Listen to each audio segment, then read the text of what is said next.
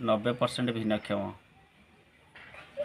किंतु सरकारी सुविधा गरीब असहायଙ୍କ सेवारे मारुति सेना सदा सर्वदा गरीब असहायଙ୍କ सेवारे समर्पित सामाजिक संगठन मारुति सेना पक्षରୁ ढेंकानाळ जिला खटखुरा अंचलर अभिमन्यु खिलार जणे 90% भिन्नक्षम व्यक्ति मेरुदंड भांगी जाइछि।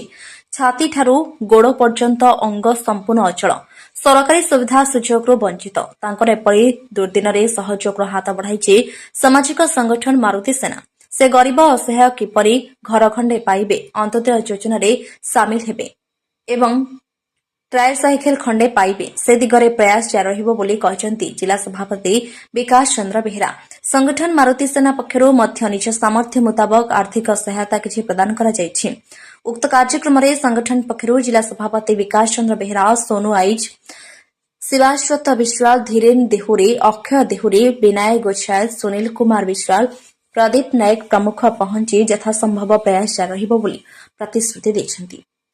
कामाख्यानगर ज्योतिरंजन साहू का रिपोर्ट चक्रव्यूह न्यूज। मोजी विकास चंद्र बेहेरा जिला सभापति मारुति सेना ढेंकानाळ। आज आम विशेष सूत्र खबर पाइलु यही खटखुरा ग्रामर अभिमन्यु खिलार से जड़े रोजगारिया पुओ बापा माँकर किंतु काम करुवा अवस्था तार खुंटू पड़िकी से माने गुरुतर होती मेरुदंड भांगी जाइए छाती बॉडी कौन पार्ट काम करना परिस्रा पाइप लगी से सरकारी सुविधा वंचित अच्छा कौन सरकारी सुविधा सुजोग पाऊना तेणु आम दाबी करुचु सरकार तरफ से अति कम घर खंडे मिलू से अंत्योदय योजना सामिल करा जाऊ एवं गोटे ट्राइसाइकेल खंडे निहाती हेले बहुत भल हुंता। तेणु प्रशासन पाखे आमर दाबी जे एतिक सुविधा सुजोग जोगे दिंतु।